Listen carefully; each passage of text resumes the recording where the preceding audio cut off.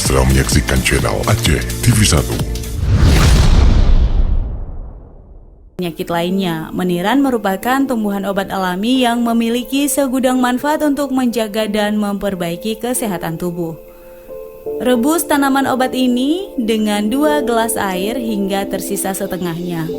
Lakukan secara rutin untuk hasil yang maksimal sampai asam lambung Anda normal kembali.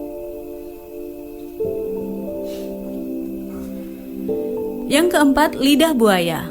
Tanaman hias yang satu ini selain berguna untuk menghias pekarangan rumah Anda juga memiliki segudang manfaat. Di bidang kecantikan, lidah buaya berkhasiat untuk menumbuhkan rambut, membuat rambut subur dan lebat. Sementara itu, daging lidah buaya juga bisa berkhasiat untuk mengobati penyakit MAH. Dengan mengkonsumsi daging dari tanaman obat asam lambung lidah buaya ini, kadar asam lambung akan berangsur membaik. Ambil lidah buaya yang cukup tua, lalu pisahkan dagingnya dan cuci bersih. Anda bisa mengkonsumsinya langsung dengan menambahkan segelas air dan 3 sendok madu murni.